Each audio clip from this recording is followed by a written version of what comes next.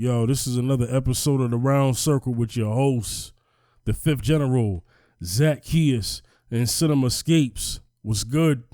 Yeah, what's up? It was good, y'all. It was good, man. All right, Season 2, Episode 15. We're going to get into the main topic of today is going to be our top 5 favorite producers. We waited some time before we got to this list, but this is a topic that we're all excited about. So that's going to be later on. We're first going to get into some sad news, but we'll get to what we need to get to. I'm going to hand it to Zaccheus first. Yeah. Well, you know, people, today was some sad news in the music world today because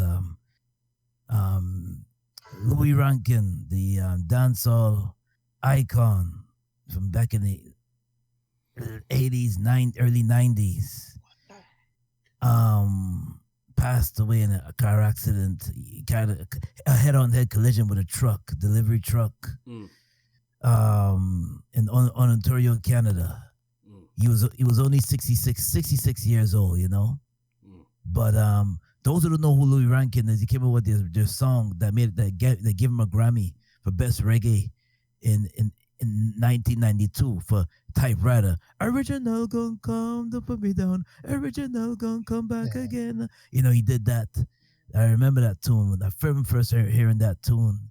And then later on, I haven't heard anything from Louis Rankin. Then all of a sudden now, the movie in 1998, the movie called Belly came out with DMX and Nas and Meth was in it too. Method Man was in it too. If you don't know who Louis Rankin is, check out the movie Belly. I'm the original Dandada.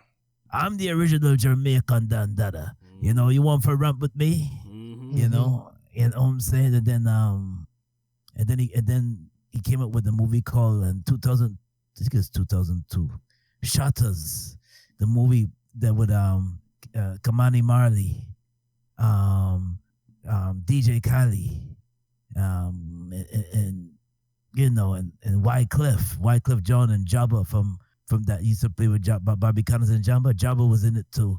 Big up to Jabba, yeah. So, if you don't know who Louis Rankin is, check those movies out.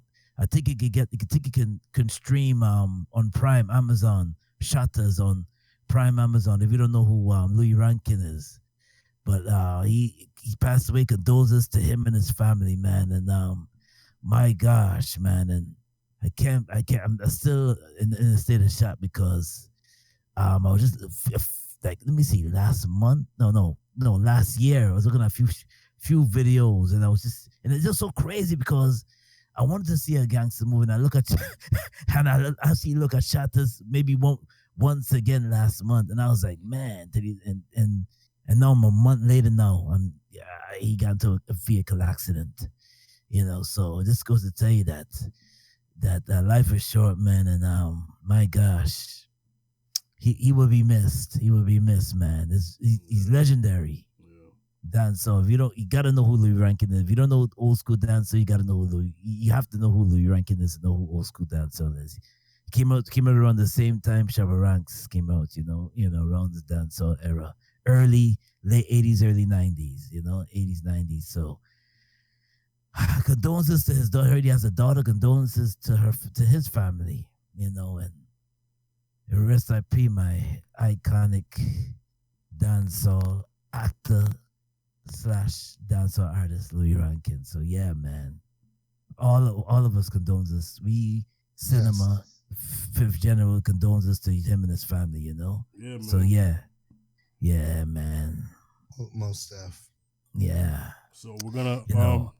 I'm sorry. Also, go ahead, Zaccheus. I'm sorry. Go ahead, Zaccheus. Oh yeah. Also, there's some artists that paid their condolences respect because DJ Khaled knew him for 20 years. Nas grew close to him because they became close on the set in the movie called Belly, and DMX gave his condolences today for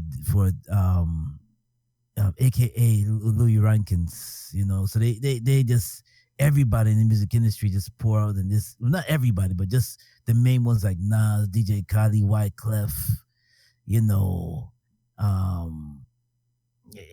And who else? Who else? And a few other people came on and they give their utmost respect. Some of the dancehall artists, Popcorn and Movado came out and they give and Vibes Cartel also send a condolences and peace and love to his family. So we just want to honor him and give him, condolences to him and his family.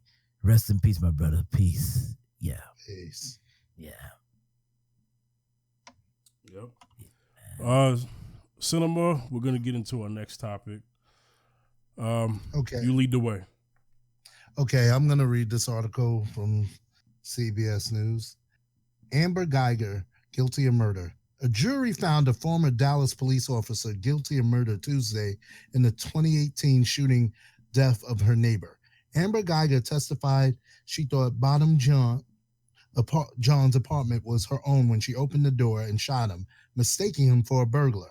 Guyger, who is white, was returning home from a 13-and-a-half-hour shift and was off duty but still in uniform when she shot John, a black St. Lucia native who worked as an accountant.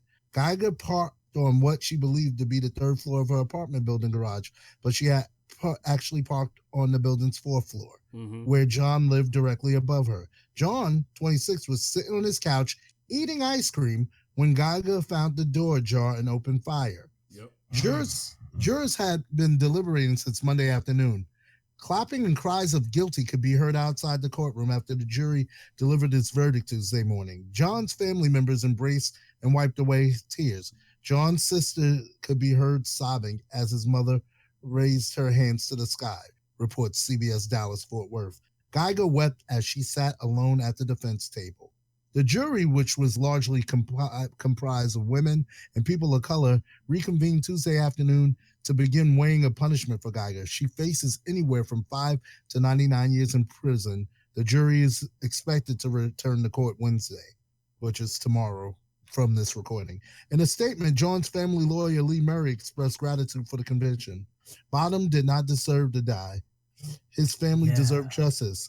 The defense argued that the layout of the Dallas complex was confusing and it was unusual for residents to enter it wasn't unusual for residents to enter the apartment, believing it was their own. But the prosecution argued that Guyger, who was distracted because she had been exchanging explicit text messages with her police partner with whom she had a sexual relationship and missed numerous signs indicated that she was in the wrong place. Prosecutors also asserted that Guyger should have done more to try to help John after she shot him, but was more concerned about herself, repeatedly telling the 911 operator she was going to lose her job and texting her partner, Martin Rivera. And so I'll just stop there. Get into the castle doctrine. Wait, hold on. We'll get to that in a second. This reminds me of Akai Gurley. You remember, for those who don't remember, Akai Gurley, who was shot in Brooklyn. Yo, what projects was that, Zaccheus?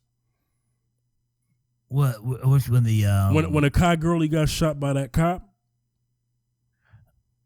Oh, shoot! I think that was in that was a couple years ago, but that was years ago. Yeah, that was in Brooklyn somewhere. Anyway, that was in Brooklyn. That was in the Red Hook section. Let me see the Red Hook section. It might have been, but anyway, what I'm getting to is this: when the cop shot Akai Gurley in the stairs, instead of him calling the police officer, he called his union. That's what this Amber situation reminds me of. Instead of calling who you need to call, you're going to call your partner. So here we go again. Yes. Okay. Oh, yes. Zaccheus, let me get your opinion on this situation with the murder of Botham Jean, man, and the ruling and what the jury decided. Oh, before I do that, I need to open this up to unpack it. So let's go. You want me to hit? Yes. Hit the castle doctrine. Hit on what the judge's intentions was. Before they went to rule it, the judge decided to overrule and say, you know what? Let's not overlook this and to use that as a means before they come up with the verdict, which basically trying to use that in the favor of the police officer. Go ahead. I'm going to read it from the article. Mm-hmm. Jurors were allowed to weigh Texas's so-called castle doctrine after the judge overruled the prosecution's attempt to keep it out of the jury instructions. Texas self-defense statute allows for a person to use force when they reasonably believe it's immediately necessary to protect themselves against another person's use of unlawful force. The castle doctrine, which is similar to stand your ground laws in other states, allows such force to be used in the protection of a home, vehicle, or other property if someone attempts to forcibly enter or remove an individual from their premises, according to the Texas Penal Code. Fine, so the jury, the statute shouldn't apply to Guyger because she was intruding into John's apartment. John has the right to shoot that person under the castle doctrine, not the other way around. Fine, the lawyer said. The judge also allowed jurors to be instructed on Texas mistake of fact statute, a defense based on a person's forming a reasonable belief, in quotes, based on a mistake that negates the kind of culpability retired for the commission of the offense. In returning the guilty verdict, the jury rejected both defenses. They also had an option to find Guyger guilty of a lesser charge of manslaughter, but convicted her on the murder charge. Okay, so unpack. Matter of fact, so, I'm gonna let you unpack first. Go ahead, Cinema. Number one. No, speak it. I'm getting my thoughts together. Number one, why are you trying to pull out every statute to protect this person that doesn't even apply? Come on now. Number one,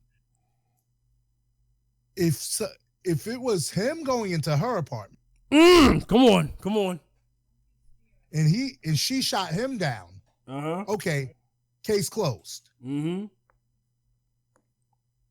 Because if that would have been me or you, would have been talking about some castle doctrine? No, exactly. If it was the other way around, it wouldn't even be mentioned. Fact number two, the other one, the reasonable doubt where it excludes you from being charged that way. If you're going into an apartment and the apartment's open and you see somebody there and you were distracted and you weren't paying attention, number one, he was probably waiting for somebody to come back. The apartment, the door's ajar. He's there eating ice cream and you shoot. Well, see, they're saying that the door is ajar according to her testimony. See, she killed. No, I know that. That. We all know. I just want to make sure we let the audience know. Yeah, but I'm getting to that. Right. My gosh, yes. If a door's ajar and you walk through and it's not your property, that immediately that's trespassing. Thank you. In most states, that's trespassing alone, even if the door is ajar. Thank you. Number two, if a guy's sitting there with a spoon with ice cream, chilling, and rumor has it that you know this person, which wasn't completely established, but you've had a past history, and then you're distracted, you're texting your partner who you have, sexual affairs with and stuff, and you just pull a gun on somebody because you're in uniform and you're talking about, I'm going to lose my job, instead of like trying to prevent bleeding or something.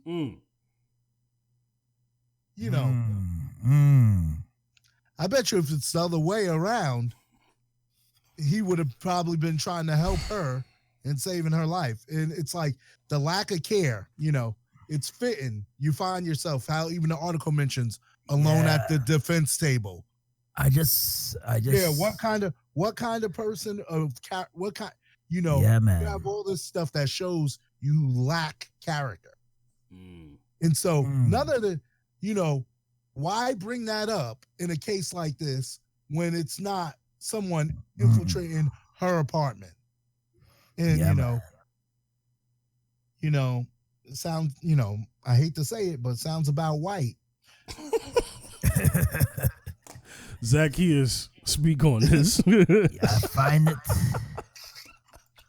I find it pretty strange. Exactly.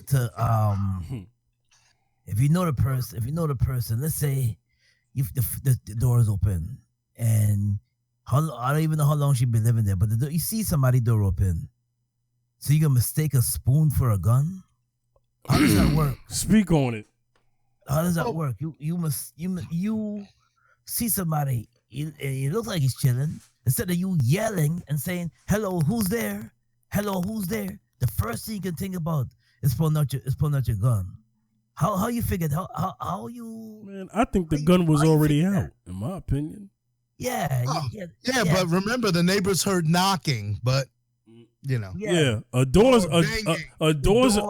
supposed to be ajar, but you banging on the door. You broke into right. that thing. You broke the door in, but you know, according to witness testimony, you know, the door was ajar open, and you mean to tell me you couldn't just use your voice and say, "Hello, who's this? Hello, who's there? Who's there? Hello," and I mean, just use your vocals that God blessed you with. Say, "Hello, who's there?" Instead, you had your gun drawn. And that's the first thing you can think about. So who's the real savage one? She is. What's a police officer supposed to say? Freeze! Get on the floor. Exactly. What happened to the verbal commands? There was no command. She didn't even announce herself as a police officer. She didn't announce cold-blooded murder, and I think she should be charged to the highest authority. That's no mistake. All right, it's no mistake. So you're gonna blow somebody away in their apartment. Through the city, there's ice cream. Let's say if this was if we did that, there'd have been no. And you know that, Cinema. You know that. Yep. No mercy on us. And we sitting here. We're talking about this, and all three of us know this. Well, first of all, there's no respect for the dead. For this judge, Tammy, whatever her name is, her name should really be Mammy. Hello. Got on there and tried to influence this, and then she coddled her. I'll go through what I mean by that. When they went to reveal the verdict, she told Amber to sit down. Excuse me? The last time I checked, it's, would a defendant please rise? Exactly. And then what happened? Some court officer was behind her, patting her down, and Amber didn't even flinch when they said guilty. It was just a regular Tuesday for her, man. Let me tell you something. I'm going to tell you why she didn't flinch, man, because even though she's convicted and she had a little crocodile tears, I'll tell you something, man. She still believes that she's protected because she's looking at it this way. Yeah, they found me guilty, but they ain't going to give me no real time. That's why I want people to hold their celebrations. Because you might not be happy with what happens next. Yeah, because the term starts with a big P, and we all know what that P is. Exactly. Parole. Exactly. So we're going to have to move on. We will continue what happens next and follow the case later on as far as the sentencing and everything that happens after that on the Mr. Z and Fifth podcast when that returns. So we're going to get into our main topic of the day. I've been waiting for this. Yeah, let me get my thing back. We've been doing our top favorite list series lately. We did the top 10 rap groups, and we did the top 10 rappers. We decided to do our top 5 producers. Not 10, but 5. And we're going to have honorable mentions. I'm going to have my brother, Zaccheus, go first. Tell me who your list is from 5 to starting at 5. And then we'll all, discuss what we feel about that producer and the greats that they have done. But you first explain why you like them. So start at number 5. My starting at number 5 is Teddy Riley. Okay, wait. This is hip hop producers. You got Teddy Riley in there? Yeah, listen. I'm gonna tell you why, man. He's the one that originated the New Jack Swing, and that R&B mixed with hip hop. I had to put him in there, man. Okay. Yeah. Number 4. Wait, hold on. Okay. No, okay. Let's explain more, about Teddy Riley. That's a lot, dude. You just named Teddy. So Yeah. now I need you to kind of go into what it is about him that made you put him in a hip hop producers list. Well, maybe I need to make that clear with this list, everybody. This is top 5 hip hop producers, so that the audience knows exactly what this list is about. Okay. yeah. All right, go ahead, Zaccheus. I'm sorry. Yeah, well, I chose Teddy Riley because Teddy Riley is the original for meshing or blending the hip hop sound with the R&B sound with hip hop. Mm-hmm. And back in 86, I would say 86 to 2003, New Jack Swing was the type of music that if you came up in the 80s, mid to late 80s, early 90s, you know what New Jack Swing is all about. This when that you got guys like Father MC, and then you had singers like Bobby Brown, and they had like a hip hop sound with meshing the R&B, and you had the group called what's the name of the group? The name of the group, you got Teddy Riley, you got Guy, the group called Guy, and you got the list goes on and on and on, and you got Keats, you got the list goes continuously go on and on and on. So the reason why I chose Teddy Riley because Teddy Riley is the one that crossed the two genres, and he blended it, and he put out a sound, a hip hop sound that made you dance, but it also had that R&B feel to it, also that hip hop feel to it too as well. So and I was thinking about that. I said, you know what, Teddy Riley be good to be on this list because he was an R&B producer, but he was the one that one day, years and years ago, when he was speaking to Bobby, he said, listen, you could sing, but I want you to come with a hip hop feel. I'm trying to blend this hip hop with the R&B sound. And he did that. So he was the one that created the birth of the New Jack Swing era. So I just put Teddy Riley there. Yeah. So what you guys think, man? Cinema, you go ahead, weigh in. He did produce Wild Wild West by Kumo D. Mm-hmm. Mm-hmm. Now That We Found Love, Heavy D. Right. And yes. He did produce hip hop songs for those who don't know. In addition, of course, we know Blackstreet. People used to spit over his R&B beats. Yeah. Mm-hmm. And then there's a lot of. See, you gotta with Teddy. There's so much. He's even produced K-pop lately. So Teddy has gone over genres, and Teddy had his hand on, in every genre of music. So, so basically up and coming with Kumo D and all that stuff. I don't have a complete list in front of me, but there is hip hop production on his pedigree. There's plenty of R&B. We know that, right? But and then he's been in the studio with other producers, guiding them doing hip hop stuff too.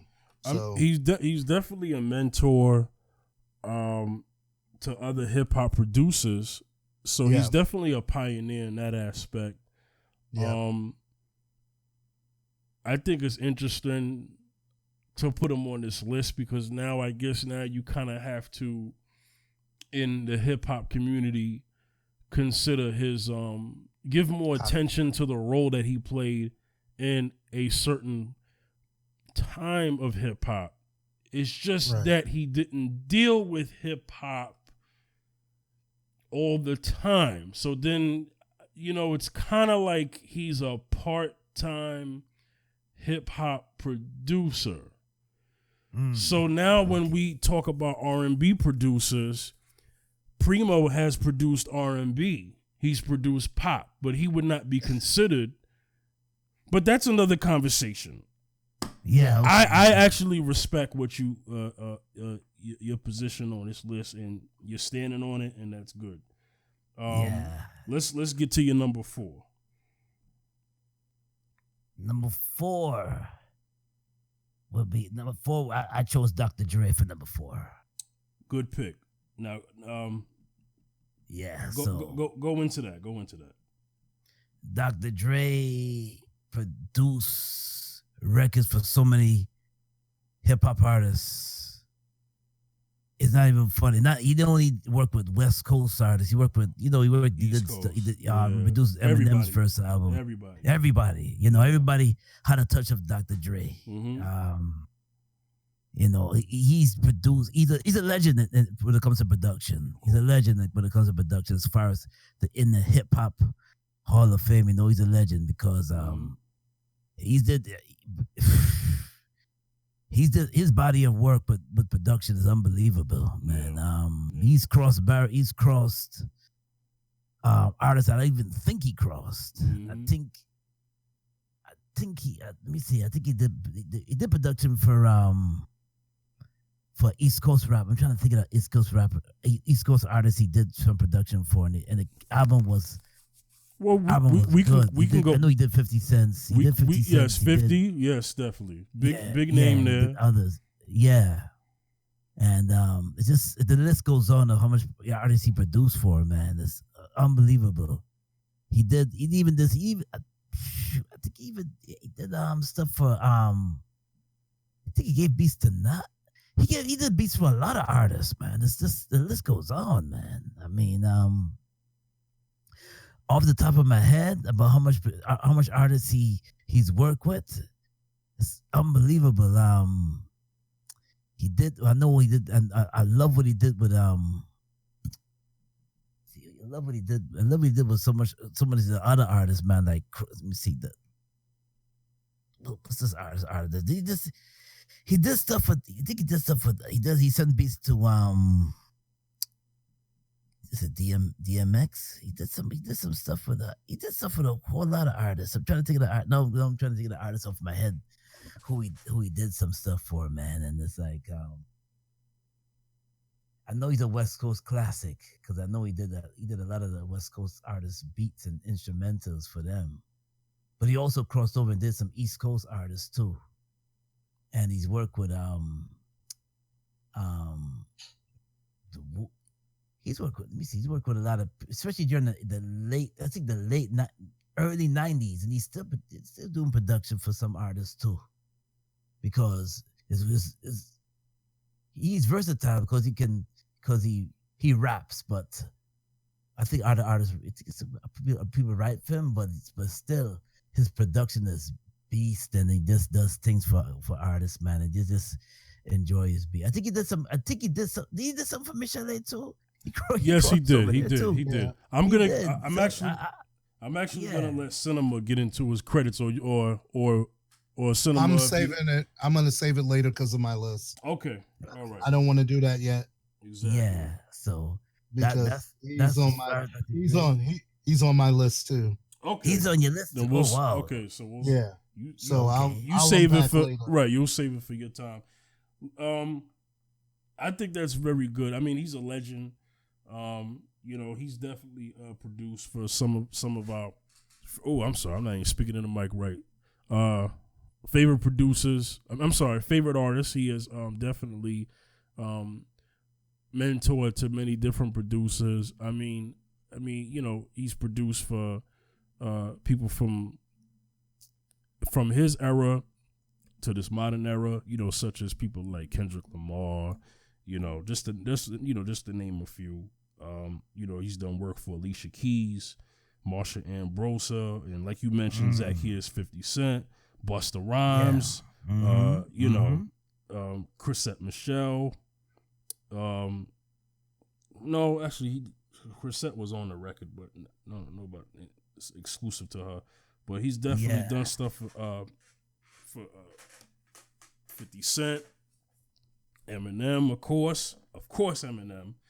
That's a big one. Mary J. Blige, big one. Obviously, The Game. So, and I'll leave the rest to my brother Cinema when he's ready to give his list, because I'm not going to mention them all. Can't mention them all, just too many to mention. But just mention some of the important ones. And you already mentioned Nas. So, great list. I love Dr. Dre for his work that he did on the Chronic 2001, Doggy Style, can't forget that. The work that he did with the Firm, Nas, AZ, Foxy Brown, Cormega, and when Cormega wasn't in the group Nature, whatever, just that's a whole other story. But that's a good one. Zaccheus, getting to your number 3. Number three would be Pharrell for the Neptunes. Interesting Pharrell. One. Unpack that one. Pharrell did the Clips. Mm-hmm. He produced for the Clips. He did stuff for Jay-Z. He did stuff for I think he did some stuff for Kanye. I think he did some stuff for him, but yeah, he worked with him in some capacity. Yeah. I just can't remember what track right now. Yeah, and he does stuff. He's just a unique producer. Plus, his voice is unique too. He's just I call him. He's very unique with his production and everything. He doesn't sound like anybody when it comes to production, Mm-hmm. So, he doesn't sound like anybody. Right. He's just original. Mm-hmm. Original with his sound. And when he came out, because he's around our age, he's my age. I respect him for that, for keep carrying on the torch, keep putting out music, and keep. I think he did a production for Happy, the song called Happy too. Yeah. So he does, his body of work is, he does a lot of good production and everything. Pharrell, so I give it up to Pharrell. He was number 3 on my list, right? Yeah, the Pharrell. Yeah. Cinema weigh in. Pharrell, mm-hmm. musical genius. His definitely his contribution to hip hop is immense. Yep. He basically, when hip hop was about to fizzle out, he kind of helped resurrect it for a new generation. Mm-hmm. Props to him. Total props to him. Right. He's one of my favorite producers, period, in production, period. Like, away from genre. Mm-hmm. He's somebody I respect as a top tier producer.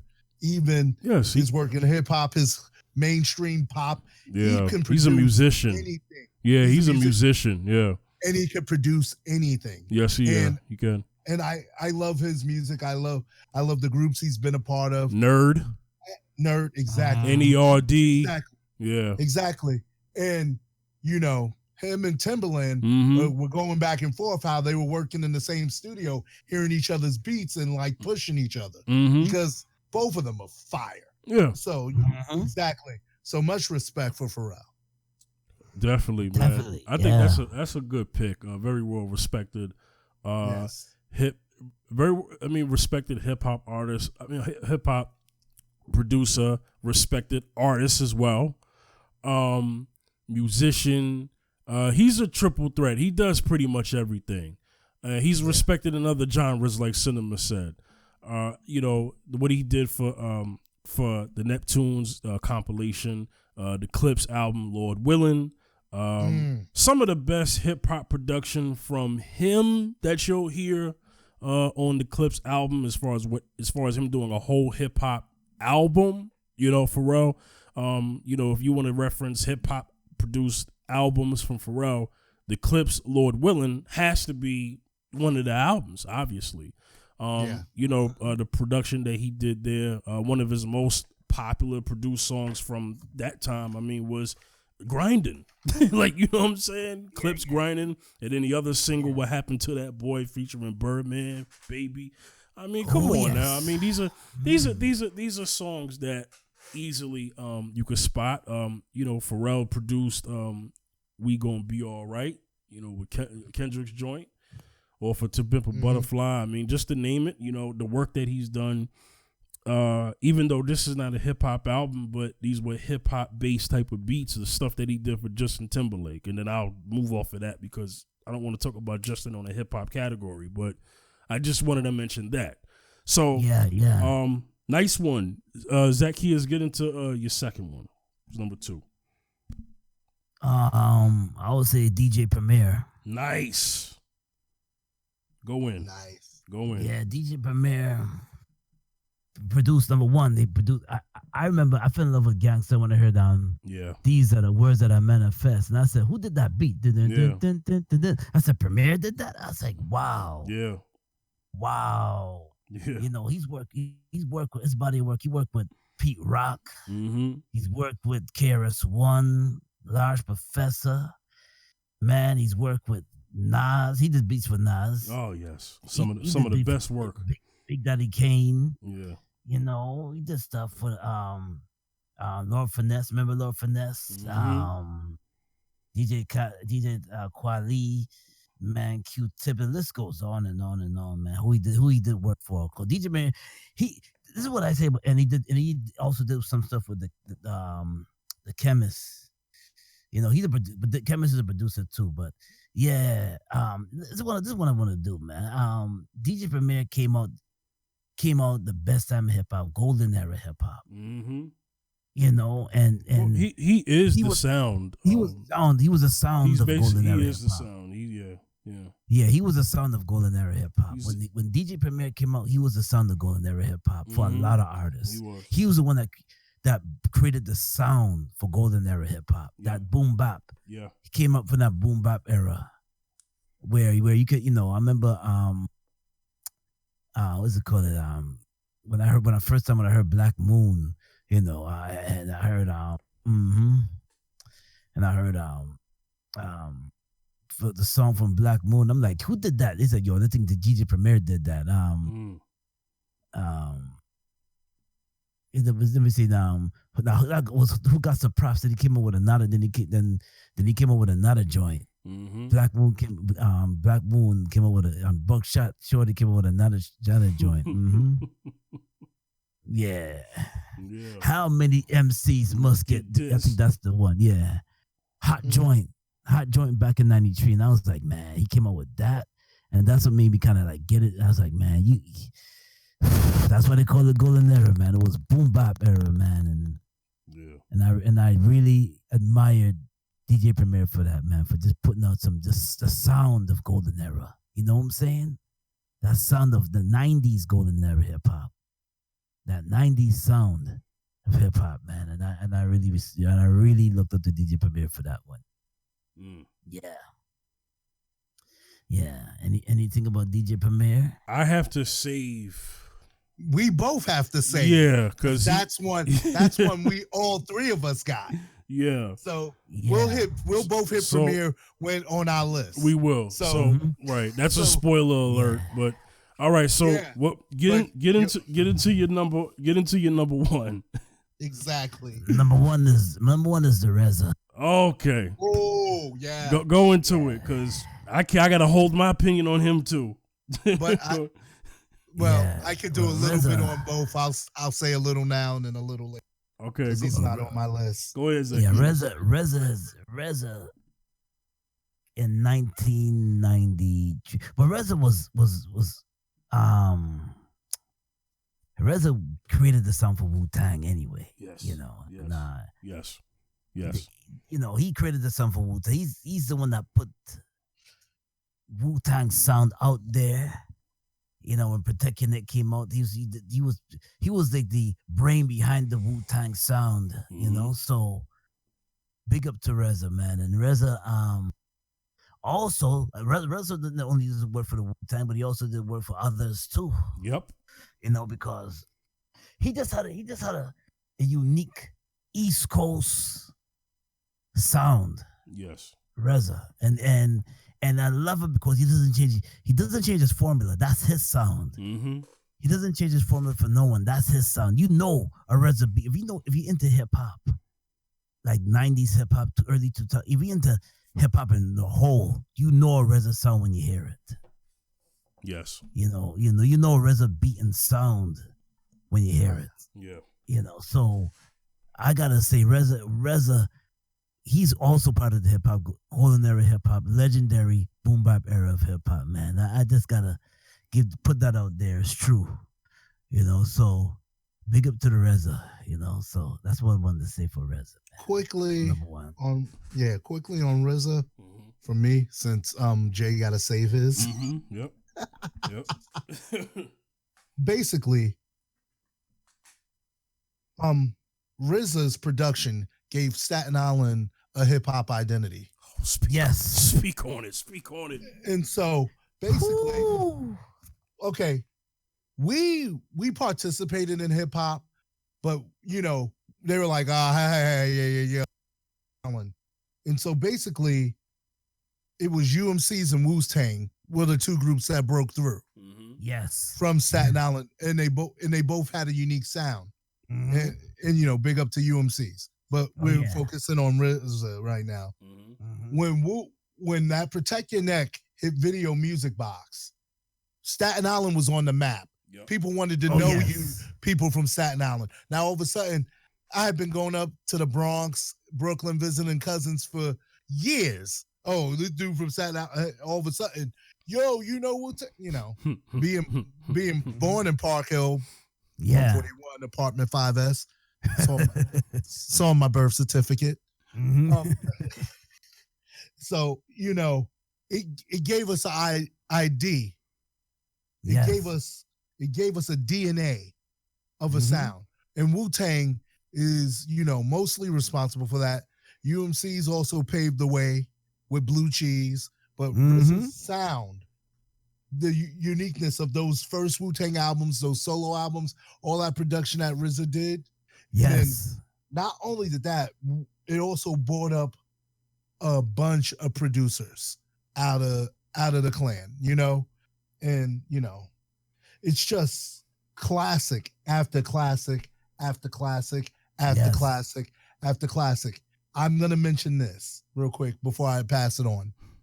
The beat he did in Kill Bill before the fight in the snow with Lucy Liu, that beat is insane. That and he's a musician also. Yes. He's a musician also. I mean, just genius. Right. Yeah. You know, we all have our 5. You know, we didn't do 10, but he is one of the ones who, you know, he's not the most influential on my sound. My top 5 are the most influential on how I decided to produce. But basically, I started playing with the sampling.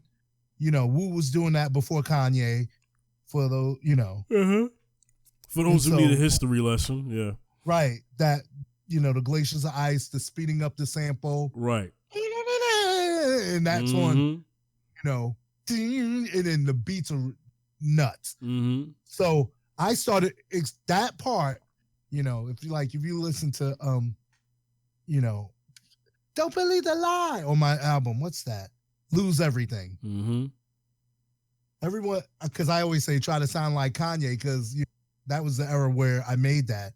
But really, I was doing that in my MPC since RZA. And there's beats I'm not going to tell you that I sample, because chances are I might still use them, because y'all ain't still in and I'm thinking about. But, you know, there's a lot of things that Wu-Tang sound, you know, because that's Staten Island. Yes. There's some songs upcoming that got that sound. Right. So, but we'll just move on for now. Who's next? All right. You're next, Cinema. Okay, so we're gonna chop through this real quick. Yeah. My first one. This list was very hard for me. Yeah. And you're gonna hear it in my mentions. And my mentions in this aren't everybody who's influenced me, but these are the people who really, if you know me, because I know I haven't put much out. Like if you hang out with me and hear all the stuff I made over the years, that's sitting in my computer, you would kind of get this. If you don't know me or you semi know me, you're gonna learn a little about me tonight, right? Or today, whenever you're listening to this. My number 5 is Pete Rock. Oh. Ooh. And that was hard putting him at 5. Yeah. Pete Rock. I could imagine.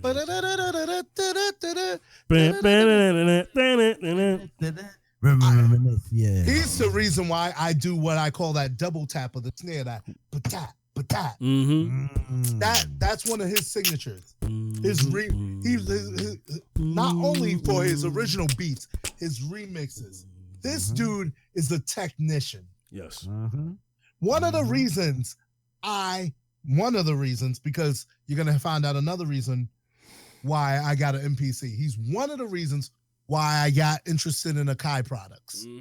Wow. One of 3 producers. The other one is a Christian producer, Piece 586, and I'm gonna throw that in there. Yeah. One of the 3 people that got me into the Akai. The other one's further up in my lips. What? Say that, Wayne? I love what he did with CL Smooth. Exactly. It's just it's just crazy. And Make Way for the creator. Man. Heavy D's cousin, the production he did for Heavy D is ridiculous. If you haven't heard Blue Funk, because that's not one of Heavy D's most popular albums, but that's one of those ones that, like, the beats on there, like, Pete Rock did some stuff on that. He did stuff on all of them, but you know what I'm saying. Oh yeah. That's one that stood out for me because, oh my gosh, I love the Blue Funk album. I love a lot of his solo stuff. I love everything he did with CL Smooth. And I love what he, basically one of my honorable mentions and 2 people on my list produced Nas's first album. One of my honorable mentions. We'll get to that later. Yeah. Whose world is this? Oh yes. Nuts. The world is mine. Whose nuts, world is nuts, this? The world nuts. is yours. Exactly. I'm sorry. I started singing. I'm sorry, but okay. Who can't? That song, it's just iconic. And every time you hear him, Can't Stop the Prophet remix with the hard beat. The Das Effect Real Hip Hop remix. Oh, that was hot. That was hot. The Pete Rock remix. That's you heard that? Yo, that was hot. Yo, that's on my playlist. Hip hop, oh man, he just killed that beat. So man. These are just remixes. Down with the King. Oh yes, one of my favorite Run DMC joints. Exactly. Down with the King. Oh man, I'm sorry. Of course, they reminisce. Of course. One of the best songs of all, one of the best hip hop songs and one of the best hip hop beats of all times. With that double tap signature in it. There's a lot with CL Smooth, but if we don't have time. It's a lot, yeah. Yeah, but I'm just basically, you don't have hip hop without Pete Rock, and his family's through hip hop, and I still follow him on Instagram. One of my favorite, not only producers, one of my favorite people in the world. Yes, So yeah. Dang, so I have to hold mine because he's in my list. Yeah, I know that. Zaccheus weigh in on Pete Rock, man. Well, Pete Rock is a producer. He's also part of he's probably that molded the song for Golden Era. Oh yes. So I take my hat off all the time to Pete Rock because he's the one that made CL's album just fire. This is the time when you was buying cassette tapes at the time, and you had to get a CL Smooth. If Pete Rock had a production on it, you had to get that. You got to get that cassette tape, and you had to play it because I'm telling you, when he did some justice with the song called "Down with the King." Man, you know, 2 years ago, a friend of mine, you know what I'm saying? Come on. And then Pete Rock jumped on it too himself. And he had to put in, it's just that his production is so hot that it's like, you know, when your production is so hot, he's like, you know, I gotta get, listen, I like rhyming, but I'm gonna jump on this track. So when he had to jump right on the track and be like, yo. Exactly. Pete Rock's an 2 years MC as ago, well, you know? Yeah. I went to John Jay University and then I acquired the knowledge. You know what I'm saying? So he had to jump. I'm like, yo, man, his production is exciting, man. It's like look, when you hear a Pete Rock beat, I think he produced the beat for remember the joint back in the days called Don't Curse with Heavy D and all the other artists on it, man. And he did a lot of production for a lot of ciphers on out of various artists on the song. He did beats for like, especially with Heavy D, man. Every time Heavy D jump on the track with Pete Rock, it's like, man, it's magic. Yeah. So Pete Rock is definitely an iconic hip hop producer. So I give it to him, man, all the time. Yeah. Man. Cinema, number 4. This is my dude. Because, you know, De La is my number 1. So, you know, one of their biggest early producers, Prince Paul. His name doesn't get mentioned enough. Take your time. Okay, number 1. Let's go to 1986. Stetsasonic. He did production on MC Light as a Rock. He did that? No, he did MC Light Swinging. He did production on the album. Oh. Okay. Entire album, 3 Feet High and Rising. De La. You know, De La was my number 1 group. If you watch this. Big Daddy Kane. It's a Big Daddy thing. Ain't no stopping us now for Big Daddy. Queen Latifah. Wow. Mama gave birth to the Soul Children on All Hail the Queen. Third Base, the Cactus album. He produced the Gas Face and Brooklyn Queens. Get out of here. He did that? Yep. He oh my goodness. Chill Rob G. Let Me Show You the remix. Groove Beat Chill, he did production for. Big Daddy Kane, Taste of Chocolate. It's Hard Being the King. You know, these are albums I'm mentioning. Yeah. Black Rock and Ron, Jazzo, To Your Soul, he did 2 tracks. He did Psycho Funk remix for Booyah Tribe. De La Soul is Dead. One of my favorite. Stetsasonic again. Remember, Stetsasonic was a hip-hop band. So he did production for them. Nicky D, freak out. He did 5 tracks on Derelicts of Dialect for Third Base. Derelicts of Dialect, Herbals in Your Mouth, Come In, No Static at Oars, Green Eggs and Swine. Resident Alien, he did Latin lingo for Cypress Hill. I know people don't know that. Boogie Down Production, Sex and Violence. Drug Dealer, Sex and Violence, How Not to Get Jerked. De La Soul, Balloon Mind State. Almost every track again. Grave Diggers, 94, 6 Feet Deep. Take your time. Every track. And even past the shovel, the European bonus track, which is hot. Slick Rick, the Behind Bars title track. The Horror City demo. The Prince Paul albums. Oh, gosh. I'm skipping over stuff. More Grave Diggers. He didn't do as much production on the second album. He did. Right. RZA did most of the production on the second album. Right. Yeah. He did 2 songs. Hidden Emotions in the outro he did. Because they took turns with production. Method Man to Cal, he did the skit. Metabolics, he did Lyrical Chemical. Prince Paul, A Prince Among Thieves. If you have not heard this, this is hip-hop history. Yeah. A Prince Among Thieves. I'm just going to keep it moving because this dude is deeper than you think. De La Soul, Artificial Intelligence. He did Ooh, Ooh, Ooh, Ooh with Redman. They reunited. That's when Jay Dilla was more of their primary producer at that point. Yeah, man. So that was a nice reunited. Yeah, man. And then I'm skipping over people. Tragedy, Gaddafi, he did intros and skits. He, J Live. Dang. Yeah. Prince Paul's Politics of the Business, Last Emperor, MF Doom. He did Hot Guacamole on Leftovers. Yeah. Oh yeah. Mhm. And so, okay, Mm-hmm. he did instrumental album. De La Soul Impossible Mission Series Part 1. He did something. He did a track for LA Symphony. If you know who that group is. Oh. If you don't, never mind. Souls of Mischief, Montezuma's Revenge.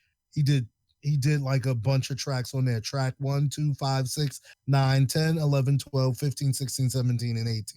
Wow. And so, Wow. this dude sampled 3 is the magic number for De La. This dude is like so imaginative. Yeah, It's no joke. My creative flow and how I just pull this from that or think of weird things that nobody would think of, that comes from Prince Paul. And that's the De La Soul influence. All the early De La Soul album. Straight up. My hip hop, that was my number one group. So Prince Paul is a legend. And I just skimmed through a lot because of time. We don't want to waste time. But guys, let me, what does Prince Paul? Name doesn't get mentioned enough. I think you've said enough. I'm gonna go ahead and keep him moving. I definitely like that he's in your list because I feel like his name doesn't get mentioned enough.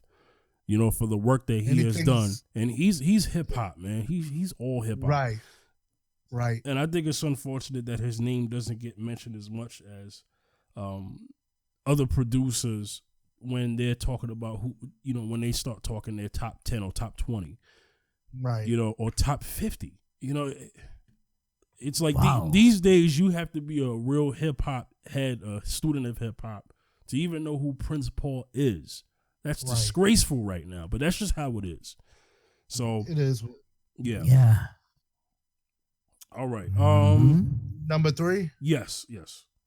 DJ Premier. Yeah. Okay, everybody else chop it up. I'll go quick.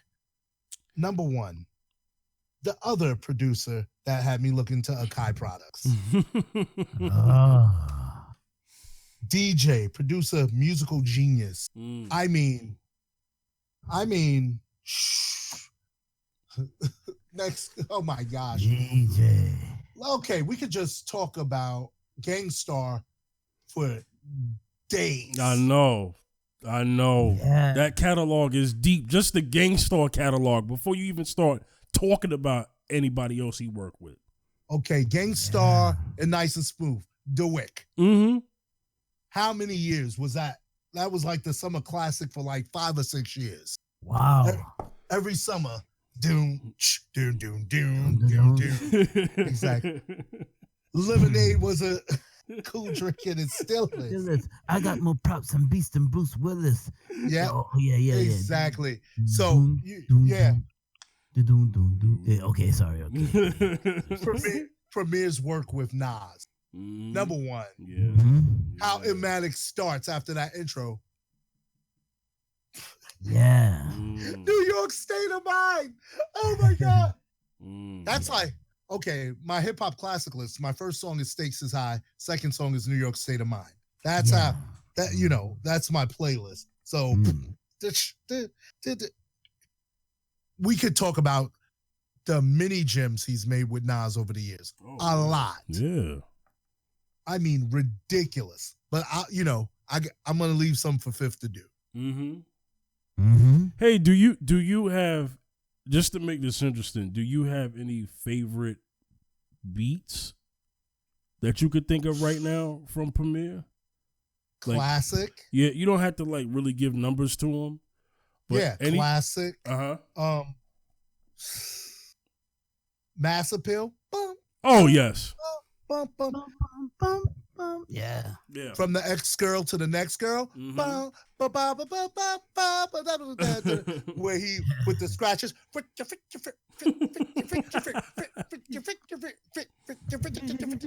Yeah. Nas is like, ooh, I already said I New got- York State of Mind. I gotta be quiet. I gotta be quiet. Nas's like is ridiculous.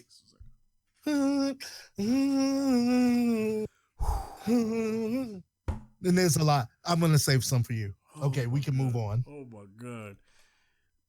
Zaccheus. Okay. Yes. I think he already unpacked them about premiere. That's right. He got premium. Yeah. We gotta. Yeah. Okay. What's your number? What? Okay, keep going. Cinema. Keep going. Okay, this one, if you're not old, you're not gonna understand. Mm-hmm. And I'm pulling stuff up. This dude from Queens. Mm-hmm. The bridge. Exactly. Mm. Without this producer, nobody you know would even exist because this dude put in work. Mm-hmm. I'm going back, and my number 2 is Marley Marl. The bridge, Queens Bridge. Okay, I'm gonna unpack this, but I'm gonna unpack it quick because you know Mm-hmm. a lot of people don't understand because oh my gosh, I'm looking at this discography. I'm like, people gonna be like, what? Mm-hmm. Mm. Gosh, do I stop at 93? Gosh, yeah, because that's my favorite LL album right there. Yeah, this dude, let's talk about it. He even did 2 tracks on the Capone and Noriega's War Report Yep. when you didn't think he was working anymore. Mm-hmm. Okay, but let's go back. Let's unpack Marley Marl. Mm-hmm. So for everybody, Marley Marl, yeah. His discography starts in 1983 with Sucker DJ's I Will Survive. And then we know Roxanne Shante, Mm-hmm. Steady B, Mm-hmm. and then MC Shan, Down by Law. Mm-hmm. Coochie Rap, DJ Polo, Rikers Island, and Rhyme Time. Heavy D and the Boys, he has a track on Living Large. Guess what track it is? The Overweight Lovers in the House. Mm-hmm. That was Marley Marl. That was one of the records that put Heavy D on. Big Daddy Kane. Oh my gosh. Oh, you Long Live the Kane. you already Whole know. album. You already Long know. Live the Kane. RAW said it all. Mm-hmm. Ding, Ain't ding, no half stepping. Boom. ding, ding, ding, Boom, boom. Of course, Biz Markie going off, picking boogers and all that stuff. If you've seen the Roxanne Shante movie, you kind of know some of this stuff. If not, get on Netflix. It's there. Mm-hmm. Molly Marl in Control. Mm-hmm. Let's talk about the symphonies. Ding, ding, ding. Cool G Rap and DJ Polo, Road to Riches. Yeah. 3 tracks on Heavy D's and the Boys Big Time. Big Daddy Kane, It's a Big Daddy Thing. Young, Gifted, and Black, which I love that song. Mm-hmm. Craig G, The Kingpin. Some light there. And then he came back later on to, 89, Roxanne Shante, Bad Sister. Production there. Tragedy Gaddafi, Intelligent Hoodlum. Mm-hmm. If you have not heard this album, Yeah. lyricism and production. Yeah. If you want to know why Marley's my number 2, okay. Master Ace, Take a Look Around. LL Cool J, Mama Said Knock You Out. Talk about it. Whole album. Talk about it. Whole. If that's one of the most iconic hip hop albums ever. Yeah. You know what I'm saying? Tragedy Gaddafi, it didn't go mainstream. You might not know that was an underground, ridiculous album. Yeah. Real hip hop heads know who. Yeah, they better know who he is. He did the Product of the Environment remix for that. Mm-hmm. Craig G, again, now that's more like it. Yeah. He did Sister, Sister, The Lover's Got What You Need, and Swing. He did Swing with the Hefster on Peaceful Journey. Oh, wow. DeBo, that's not even hip hop. TLC, King T.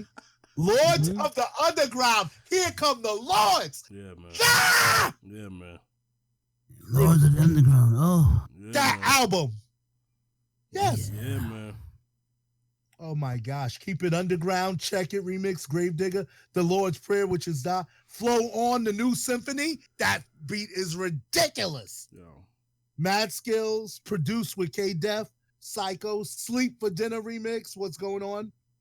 Moni Love in a Word or Two. My favorite LL Cool J album, 14 Shots to the Dome. Yeah. How I'm Coming, Stand By Your Man, A Little Something, Funkadelic Relic, Straight from Queens, and No Frontin' Around with the Lords of the Underground. Then him and Bobcat did production on that. All we got left is a beat. But, Marley produced most of that album. 2 songs on the Youngsters album, More Tragedy, Gaddafi, and we're only at 94. Yeah. The Keepers of the Funk album, he did about 6 songs on there. Ed Lover, Dr. Dre. I mentioned Capone and Noriega, track 13 and track 15. That L.A. Queen. That was Marley. Yeah. It was. And his name was shouted out all over that record, all over that track. Yeah. And I could go, more Craig G, more Marley. Busta Rhymes, New York remix. Yo. Nas 10th anniversary, Illmatic on the Real, which didn't make the original album. Right. He had to re-release it later. Yeah. And so, Cool G Rap, Half a Clip in 2008. Cool G Rap, yeah. LL reunited with him for one track on Exit 13. And, they still work with him. Oh, yeah. He did the Remember Me bonus track on Authentic. Which I forgot who gave that away free, because when LL dropped Authentic, if you bought it from here, you got that track. If you bought it from there, you got that track. Right. So basically, the people who respect him, he's still working with. And, a lot of things. My favorite Kane album, my favorite LL album, Tragedy Gaddafi, which is my dude. Marley is hip-hop production. He made the standard with the symphonies, for the ciphers, for everything, out of Queens. Then Boogie Down Productions came and the Bronx started rivaling Queens as far as quality level. But in the beginning, Queens had it on lock, whether people want to admit it or not. So Marley is my number 2. Ridiculous. Ridiculous. And so some of you who've been paying attention, oh no, you guys get to speak on Marley. I move. My number 1. I'm gonna respectfully not say anything, not because I don't know anything about Marley, is because you've hit all great points. I'll say something shortly about Marley. Marley is the reason why you have the Queens hip hop sound. Other than other than just his because he's pre-golden era. So he's not just golden era, he's pre-golden era. He's pre-boom bap. Right. So this is somebody who has pioneered other producers that are on our list, because he's before so many people. So he is a pioneer, he's a legend, he's a hip hop ancestor. Right. Like, he's up there. You have to mention him with, it's like you got you got to mention his name with even Kool Herc to some degree. Like, what I'm saying? Like, Marley Marl's history goes back so deep. He's up there. You got to have him in there with Grandmaster Flash. I mean, this is just, Marley Marl's name is one of those names. There's no hip hop without, to me, first of all, there's no Queens hip hop without Marley Marl. Right. I'm sorry, Queens. This is not me throwing any shade, but I'm just saying he's the reason why he put, to me, Queens hip hop, New York hip hop. Forget just Queens, just hip hop in New York, man. Right. Hip hop, period. Like, what I'm saying? Right, his contribution to the culture. Marley would produce stuff and it would be on the radio that week. And everybody was playing it on the radio. Like when he did Roxanne Shantae's single. That's how influential Marley was. Marley didn't need a label to get on the radio, you have to. It's like this is a guy who you have to respect. If you disrespect him, you're disrespecting hip hop. I'm sorry. That's just my standard on Marley Marl. You know what I'm saying? Zaccheus, you go ahead. Yeah, Marley Marl. Yeah. When I think about Marley Marl, I think about the symphony, the song, the symphony. Yes. And I think about just a Juice Crew. Yep. Marley Marl is the type of when I first started tuning into Video Music Box, I used to hear the name Marley Marl in and out. Yo, there goes MC Marley Marl by Uncle Ruff McDonald. There goes DJ Marley. And I used to just hear Marley Marl production, man, and his production. Like, you know what? I gotta give it to him too. He was part of golden era history too for hip hop. So of course, East Coast. So yeah, definitely, I give it up to Marley Marl, big time, 100%. He's one of. Think about it. He's pre golden era. Yeah, he basically is one of the He's pre golden era. He's pre boom bap, or maybe that was always boom bap before we came into the term boom bap. You know what I'm saying? Yeah, exactly. So it's just that, he's working Craig G's album. He's working on a few MC's album, especially from the East Coast. He's working on a lot of artists' albums, man. And big up to DJ Marley Marl. We got to get into Cinema's number one. My number one is probably going to be controversial. My number one is Dr. Dre. Well, of course, yeah. There's nothing controversial about that. I know there's nothing, but basically, I was up in the Bronx with my cousin, and my cousin Anthony just buys stuff, and then we just give stuff a chance. He brings home NWA first album. Oh my gosh. And we're going nuts, We're going nuts. Because y'all know Cube's in my top 10. Yes. Number one. You're about to... Straight out of Compton. What is this? Yeah. And we love... Because Dre's another... You may notice Marley's a musician too. But all of my producers are kind of musical in a way, but they're also creative where they've made a niche for themselves where their sound is unmistakable. Now you say you got Marley, Prince Paul, DJ Premier, and Pete Rock. The person I personally pattern myself after the most is Dre.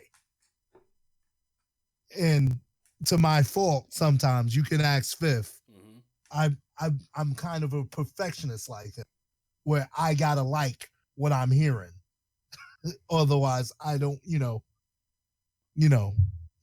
you don't know about the behind the scenes of my first project, like songs coming off, songs going on. Right. I'm not gonna do it. I am gonna do it.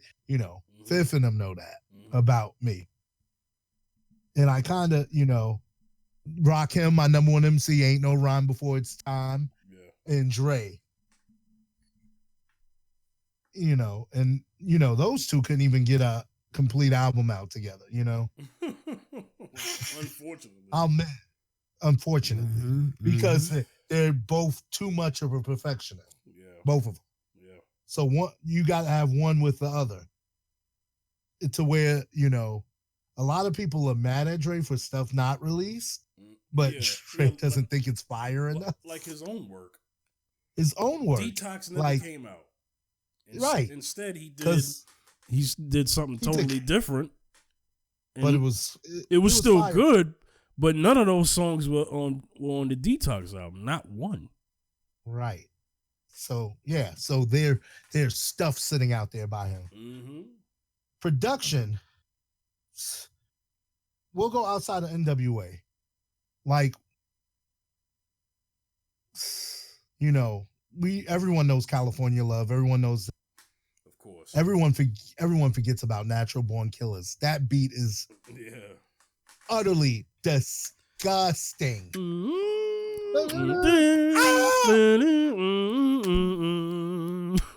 Right. Keep the heads ringing. Exactly.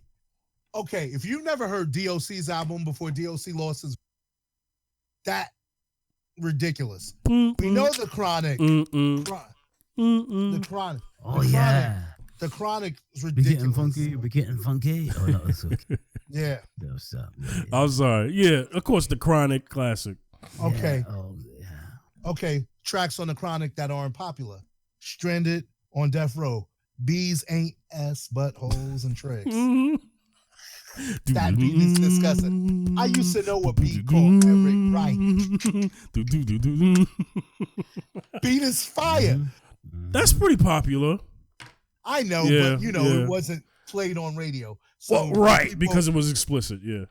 so I'm talking about the non-radio stuff. Like what was popular to us, Yeah. the newer listeners probably haven't heard or so much or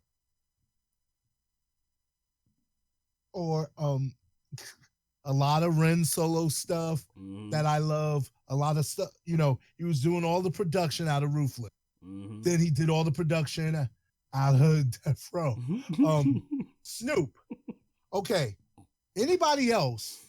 I'll just talk about What's My Name. Anybody else would have just started with that boom, boom, the bass line. Dre did some noise with a guitar, and then it drops to boom, boom. I mean, that attention to detail, that's ridiculous because everybody would have been like, that beat's hot enough to just start. Not Dre. Yeah. The shiznit.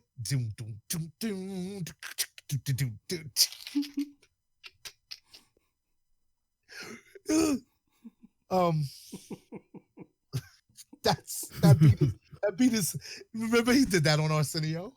Snoop. That beat is fire with the flutes and stuff. It's just the way he thinks. He has a sound that everyone tries to claim, but it's Dre. It is Dre. Like Deep Cover. Oh, come Deep on. Cover, yeah. Come on. Doom, doom. Oh. Yeah, everyone's like, that's simple, but you didn't think of that. Simple. It's there. one of the best hip hop songs. No, I'm talking about how people try to say, oh, it's just this and yeah, you couldn't think of that. Yeah. That's like show me what you got. How Just Blaze did that. Nobody. Yeah, I could cut that up. You didn't think of that though. Yeah, exactly. Till after he did it. Exactly. You didn't think of that. And Deep Cover is a amazing record, man. Exactly. To the point where Big Pun and Fat Joe had to do a remake of that record. And that was just as dope. And that was fire because the beat's so fire, it'll make you spit what you need to spit. It's Snoop and Dre went in on that. It's a hip hopper's dream. Eminem's whole catalog of his first albums. Because he did unusual production with that because hey, hi, You're right. Dre has done stuff for Eminem that he wouldn't do for anybody else. That's true. Exactly. That's true. That's knowing how to produce. It shows his versatility. He's so versatile. It's ridiculous. Yeah. The Watcher. Yeah.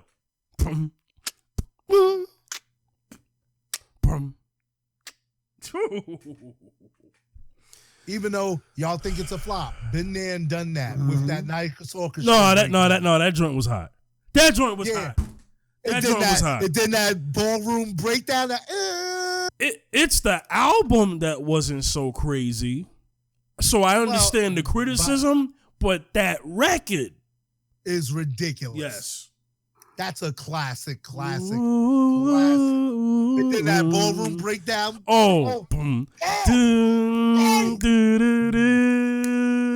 Exactly. Oh, God. If you haven't seen the HBO documentary, you need to watch that. Yeah. That was one of the best things I ever seen in my life. But, the monster, you know, Mm-hmm. some of my, you know, I tried to pick 5 geniuses that I really, really, and it's like, you know, Marley, I got introduced by my brother. Prince Paul, little older too, my brother, because my brother introduced me to De La. Premier, Oh yeah. Pete Rock was my era, but Dre, because, you know, me, I always listen to different. So I listen to the West Coast. I listen to a lot of Ghetto Boys too. Yeah. So, you know, because of my cousins, because my cousins listen to everything from everywhere in the Bronx, because they loved hip hop. They didn't get into that old New York only stuff, and a lot of people I know did. But it's like when Dre and them, you know, because without Dre and NWA, there's no Cube, there's no M, there's no Death Row, there's no Aftermath. Now, I haven't even gone into the Aftermath stuff because, you know, I don't want to kill time. But this dude, 3 major labels survived off of him. And he knows how to reinvent himself. Like, you know, he which is key. He knows what works for him. He knows how to and I'll even give him a shout out because why is he my favorite? Because he's also an engineer. Yeah. I'm also an audio engineer. Yeah. So, well, that ain't fair, Cinema. Oh well, it's my list. Yeah. Oh yeah. That dude's, you're listening to everything and it's so clean. It's the beat's not only fire, the engineering is pristine. To like where you watch the movie and the documentary. Who engineered this? I did. What? That his attention to detail comes from his engineering. So it does for me too. Yeah. But I'm not even claiming to be a Dre, but I'm just saying I'm a sending. But I ain't calling myself a scrub either, so you know what I'm saying. Yeah. But the influence of Dre, not only the hip hop, he created a sound, he created a type of engineering people started to emulate. He's changed the game so much, you know, even produced the game, 50, you know, a lot of stuff. And he, you know, a lot of music stuff with Scott Storch and other people. He works with people too. Right. He's also a very collaborative producer, which I appreciate because a lot of dudes want to act like, oh, I did this by myself. Oh, you take a ghost credit, you know? Oh, yeah. I won't mention no names, but none of them are on my list. So collaborative, a lot of, you know, and so that rounds off my list, and I'm going to hand it over to Fifth because I don't want to be here all night with, you know, just talking about Dre. Right. But, you know, his work to me stands the test of time. Exactly. This is a tough one.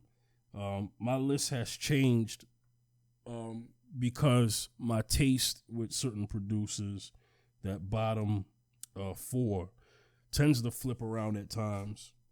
And I had to reevaluate my list and say, you know what? Nah, this guy is definitely my favorite over this particular one, and he has to be here. So this was a tough one for me because I love Pete Rock, but he was at my number 5. My list is interesting. I had to give a number. I kind of tend to love all of these producers somewhat equally. I might listen to more of a particular one over the other. So in that regard, I do have a number.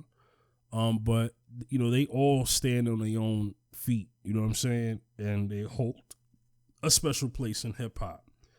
So it's not that I think this guy's better than this guy because of who's numbered on my list, but it's just who I prefer to listen to and who I base a lot of my taste as far as hip hop. You know, if I found out that this guy made the beat, I'm automatically like, oh, it has to be good. It's safe to assume. Pete Rock, just you know, Troy, one of the best beats of all time, one of the best songs of all time. Pete Rock's catalog is just ridiculous, man. The stuff that he did for for just between him and CL Smooth, the stuff he done for himself, what he's done for Nas, Whose World Is This, and just the stuff that he's done for so many artists. What he's still doing, because Pete Rock is still active. Yes, he is. The stuff that he's done for, he's done stuff for, for Raekwon. He has an underrated track called Grand Prix featuring Inspector Deck and Corrupt. Mm-hmm.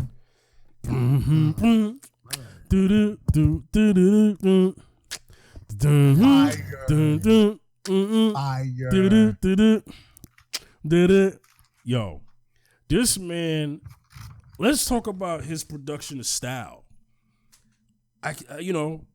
We mentioned catalog, so I'm gonna be a little different.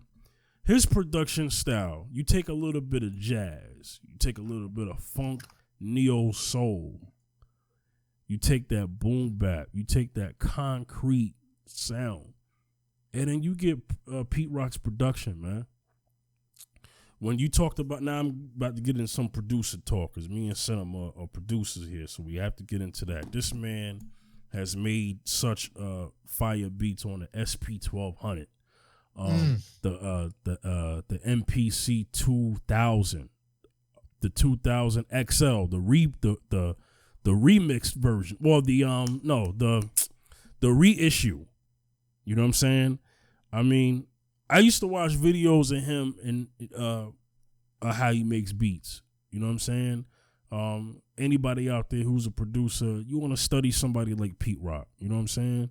You want to study how he samples, how he chops a sample. I believe Pete Rock sound gave birth to Knife Wonder. Knife Wonder is a fantastic producer. Fantastic. He's in my top 10, but we don't have a top 10 list. But Knife Wonder, to me, is a combination. He kind of pulls from different his sound is influenced by a couple of producers, and I think one of them is definitely Pete Rock. And I'm gonna tell you how good Pete Rock's sound is. It's so good that he kind of has a signature sound. You kind of know it's him. You know what I'm saying? And he's been able to sustain that for so many years. He is definitely a hip hop legend, hip hop producer. And he's done stuff that's non-hip hop. You know what I'm saying? But this is somebody who's he'll give you a hip hop beat, an R&B beat, and he'll flip it on you. You know what I'm saying? His voice in hip hop is important. I respect his opinion. You know what I'm saying? Even though this list is not about this, but he is definitely somebody who has worked with some of your greatest legends.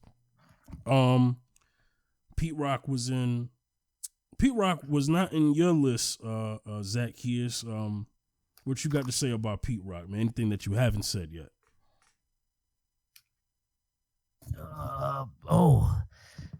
Pete Rock is a good producer, man. So Pete Rock did beats for so many artists out there, man. I mean, listen, your man's done stuff. I mean, he's done stuff for everything, man. He's done stuff. He did something for Biggie. You know what I mean? You know what I mean? Yeah. You know? He did some, man. He did a lot of stuff for different hip hop artists during the golden era time. Yeah, He really stood out around that time. I don't know what generation is here today to really appreciate Pete Rock. So. Oh, he's still working today. Yeah. Exactly. That's the good thing. Fire. And that's the great thing about him, that he's still working today and he's still putting out hits, you know what I'm saying? And he's worked with some of your best legends. I'm going to move on to number 4. Dr. Dre. Nice. I can't deny his placement. There have been times where I haven't been happy with the current Dre. And that's not fair. But he's always I'm trying to find the right word. He's always solidified his name a long time ago. He ain't got to really do much for me, man. He's been a legend. So let's talk about, I'm going to talk about modern Dre. Cinema talked about early stages of Dre. I'll try to go a little more modern. You know what time it is when you hear this. bling bling bling bling bling bling bling bling Exactly. bling bling bling bling bling bling bling. You know what I'm saying? Just still DRE. You know, and in this one, la da da da da. It's them, Snoop Dogg. You know what I'm saying? Yeah, And next episode, that sample. You know, the stuff that he done for Exhibit. Yeah. You know, he's done great music with him. You know, he did Woke Up This Morning. Yeah. Got yourself a gun. You know, that ding ding ding ding ding ding ding ding ding. You know, just the stuff that he did. Oh, and who can't forget? This man did Affirmative Action. I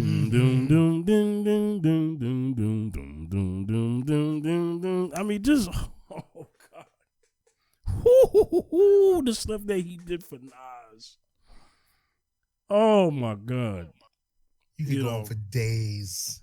I better have that correct. I'm sure he did Affirmative Action, man. That better been his beat. I'm gonna be upset, but let's see. Let's confirm that. I hate to do this, but listen, this man,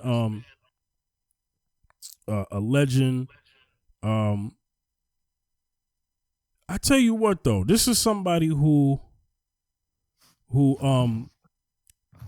basically can be silent.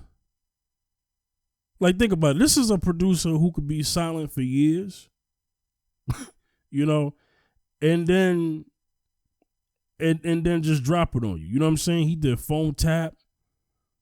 You know what I mean? We got you Phone Tap, so what you gonna do? You know what I'm saying? You know, Phone Tap. I mean, you know, like I said, he worked on the Firm album. You know, this is somebody who, I mean, you know, he's the man, yo. Yeah. You know what I'm saying? And you know, one of the things I gotta say about him is that, you know, okay, he did a Affirmative Action remix. Okay, Affirmative Action remix. Okay. Yo, who that? Somebody, Zaccheus. Is that Zaccheus? Zaccheus, you sleeping, man? Yeah, Affirmative Action. Yeah, man. So, yeah, man. All these producers, man, are classic golden era producers, man, and I really appreciate them, man, for the bottom of my heart, man. They really did a lot of work for artists over the years, man. Golden era to even present. Some of them are even working to this day, man. And big up. So we doing Dre, yeah. So big up to Dre all the time, always, man. All right, let me move on. Dre. I'm gonna move on. Let's go to number 3. Havoc. Oh my gosh, yes. Havoc, yeah, man. Havoc, yeah. Shook Ones. Yeah, Shook Ones, yeah. Havoc, yeah. He does a good production, man. I mean, yo, don't the chemists work with them too, man? Alchemist, yes. Alchemist, yeah. Listen, Alchemist, yeah. Shook Ones. Yeah, unpack Havoc, because Havoc has done a lot more than just Mob Deep. Havoc, yo, you think Havoc is still working today? Yes. He has to keep the legacy of Mobb Deep alive because he has no choice. Yeah, man. I mean, he didn't fall into the trap thing, right?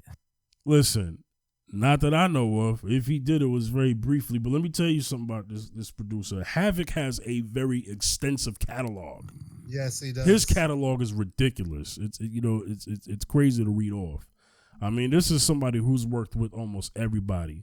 He doesn't get credited. He doesn't get a lot. Well, you know what? He is respected in hip hop. He definitely is. Yeah.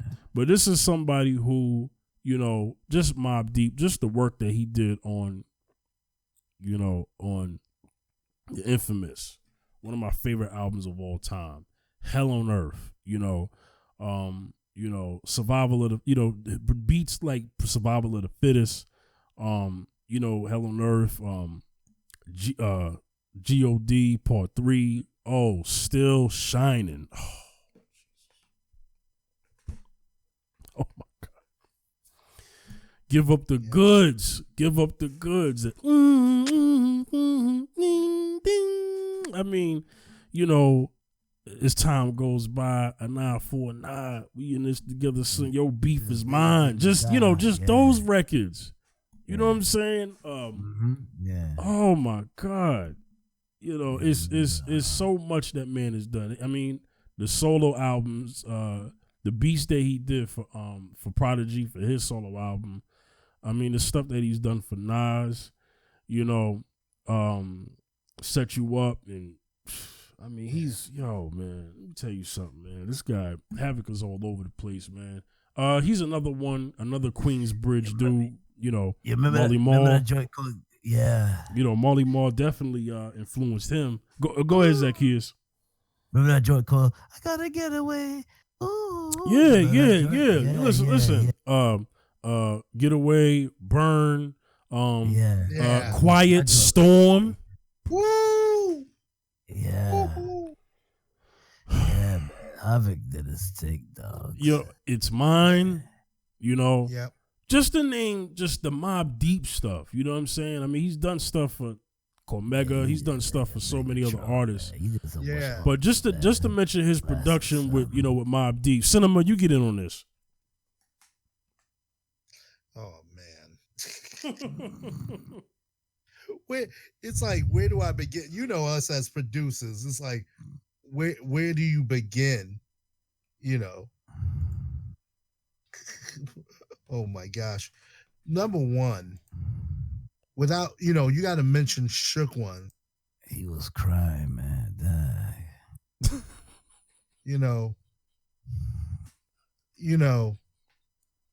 When Eminem's using your beat in his movie, your beat is fire, Mm-hmm. Yep.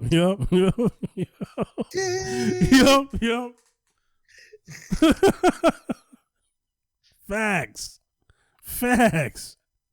Hey, you know how many people heard they saw 8 Mile? Oh, and they didn't even know what track that was?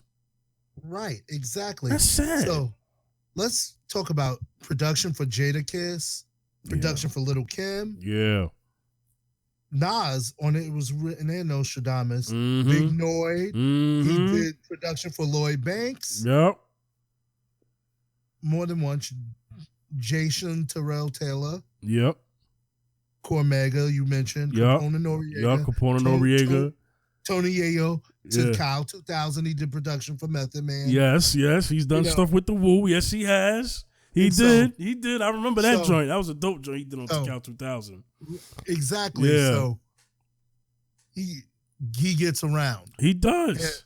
And he's in demand because he does good work. Yeah. He's one of he didn't make my top 5, but one of the unsung producers. Oh yeah. That, who don't get respect. And I'm glad you included him. Yes. Because his work, if you just go and listen to his body of work, it's just beautiful stuff. Yeah, fantastic. Yeah. I got to keep it moving. DJ Premier, number 2. Okay, now this is why I had to save my opinion. Okay. Yeah. DJ Premier. This man has made Nas's like one of my favorite beats. Mm-hmm. He also did Above the Clouds with Guru and Inspector Deck. See, I didn't even want to mention that. Because I know. Oh my God. Oh, and we have to respect one of the most interesting records he's done. And I'm probably a lot of people probably like, wow, I haven't heard nobody mention this. Remember the joint that he did with Fred Durst and Method Man? All in together now. Word, see? Yes!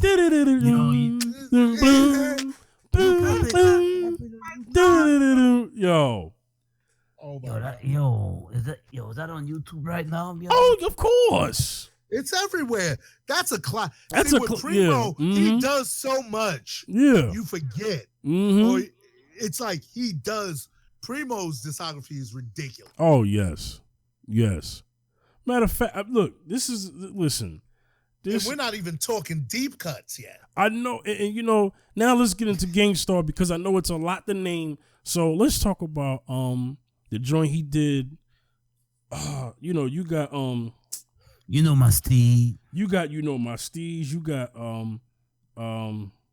what's that joint that he did with Casey and JoJo? Whatever I do, wherever I go, nothing less than the best. The things we do. That joint is crazy. That's oh God, and I know these records too.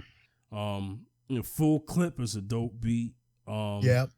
You know, right where you stand with Jadakiss. I'm naming some of the current stuff. Just to get a rep. Skills, discipline. That's the discipline with Total. I love Just to Get a Rep. You know, the stuff that he did on MOP's album. Yes. Oh my God. Speak on that. Annie Up. He made Annie Up. I know. I mean, that's what's so. You know. That joint's on my hip hop list. I'm telling you. The regular version and the remix with Busta. I'm telling you. This is the man who produced Annie Up. Exactly. Wow. You know? Like it don't get no better than that, man. It don't get no better than that. Royalty is the joint with Casey and JoJo. Yes. Oh, that joint is dope. That joint is fire. Dun, dun, dun, dun, dun, dun, dun, dun. You know, and you know, just because this is current, you know, Premier put out a joint called Family and Loyalty, you know, featuring J. Cole with Guru. That's a hot beat too. Kind of reminds me of the old Primo. You know what I'm saying? And like you said, classic. Bling, bling. Now let me go into the musical part of him. I think this man is a master of chop samples. Yep. He has some of the best kicks and snares I've ever heard. Number one, he's also a DJ. He can scratch like nobody's business. Right. Okay? And one of the things that's his moniker, his signature is scratch hooks. You know what I'm saying? The choruses are usually scratched up. You know, like Nas is like, and don't let me forget Second Childhood, another classic beat that he made for Nas. You know, you know what I'm saying? So, you know, that's why he's you know, my number two. There's a lot to get into with him. I have to get into my number one. This is gonna take some time. And I'm gonna end the show, and then I don't know if we were gonna do an honorable mentions, but we could just name them. We're not gonna go deep. Yeah, we'll just name them and then keep it going. The RZA. Yep. I want to think. I knew that. Oh yes. Anybody who knows me musically. Yep. Anybody who knows me as a friend, a brother, knows that Wu-Tang is my favorite rap group. Of all time. And because of that, RZA automatically is my favorite producer. RZA is the reason. He's the main reason. Premier and Havoc are 2 and 3 of my list. They are the other two. That's the reason why I make beats. But number one is RZA. RZA is the reason why I even make beats. If anybody has heard me and Zaccheus' album, The Example, or heard any of the production I did on Cinema's album, Orientation, knows exactly why this man would be my number one producer. Mm-hmm. Yes. This man, bring the ruckus. Cream. Clan in the front. Protect your neck. Come on. The mystery of chess boxing. Wow. Yeah. My joint. ODB's Brooklyn Zoo. Oh yeah. That is one of the most underrated beats ever. Well, not by us, but you know what I'm saying. Right. Oh, yeah, yes. Brooklyn. Yeah. I was trying to make something like that, but I didn't want to bite. And I'm like, the timing and the looping of that and how that goes in and out, the intricacies. Genius. Like I told, yeah, that blew my mind. And I'm sitting there like just listening. Like, how did he flip this? And it just comes back around into it, and you're like, okay, where's the meter? But it's genius. Ooh, I gotta. You know what? I gotta correct that. I'm sorry. He didn't produce Brooklyn Zoo. True Master did. That's another underrated hip hop producers with the Wu-Tang. Okay, yeah, same. Sorry about that. But I think RZA made Shimmy Shimmy Y'all though. You know what I'm saying? So, yeah. But the point is the production that he did on his the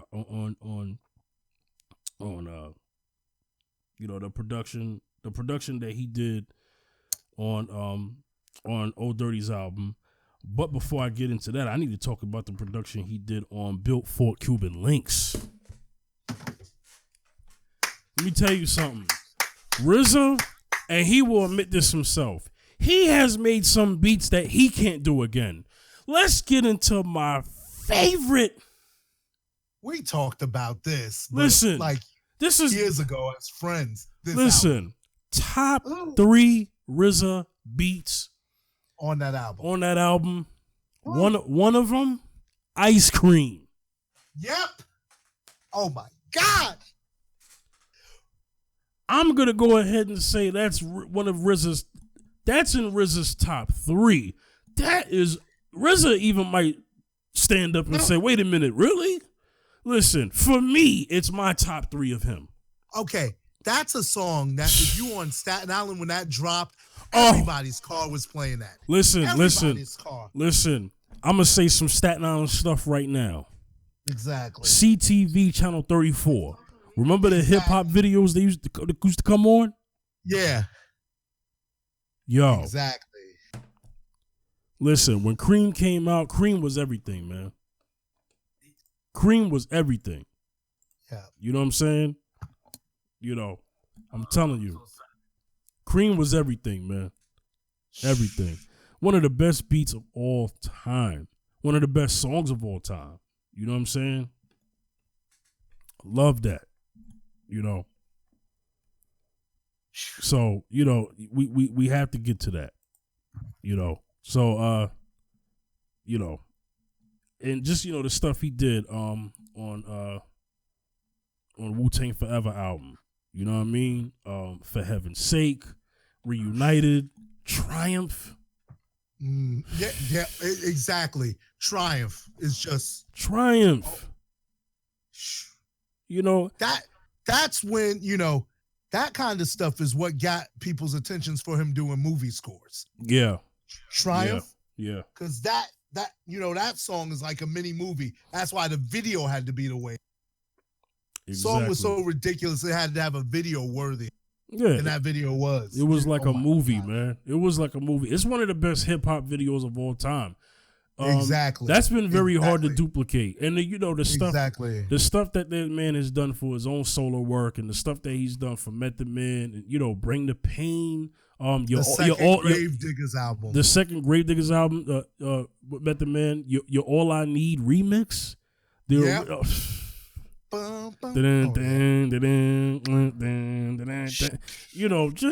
Just everything that man has done, man. We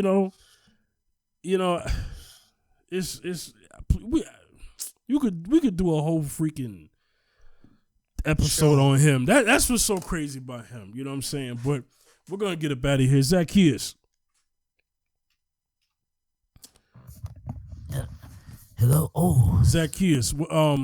Name your 3 honorable mentions. Let me see. Honorable mentions. I'm gonna just name it. Byron Lee. Byron Lee. I got what do you call it? I guess I only got 2. Okay. That's all right. Byron Lee and Kwame. Okay. Yeah. Okay, Cinema, 3 honorable mentions. Jay Dilla. Yep. No ID and Large Professor. Nice. my 3 honorable mentions: Q-Tip, Jay Dilla, and The Alchemist. All right. Yeah. So that ends it. We got to end it. We said what needed to be said. There's so much more to be said, but we said what needed to say. Yo, Zaccheus, where can they reach you, man? Give out your handles. Zaccheus Beats in a Tree on Instagram and Twitter. Twitter. Wayne Back is too on Twitter. And Wayne Zaccheus Back is on Facebook. God bless y'all. Cinema, how can they reach you, man? Cinemascapes, and Cinemascapes Music on IG, Cinemascapes on Twitter, Cinemascapes Music on Facebook. All right, y'all can get at me at the Fifth General, Facebook, Instagram, and Twitter at the Fifth General. All right, we're gonna get up out of here, signing off. This is another episode of the Round Circle Season 2, Episode 15. The Round Circle will take a break until the second half of Mrs. Ian Fifth is finished. We will have Cinema on select episodes on Mrs. Ian Fifth, so you'll still be hearing from him during the half season break of the Round Circle. So, but Mrs. Ian Fifth will return in October, and look out for that. All right. So we're going to get up out of here, signing off. The Fifth General, Cinemascapes, Zaccheus, signing off. We'll see y'all next time. Peace. Peace.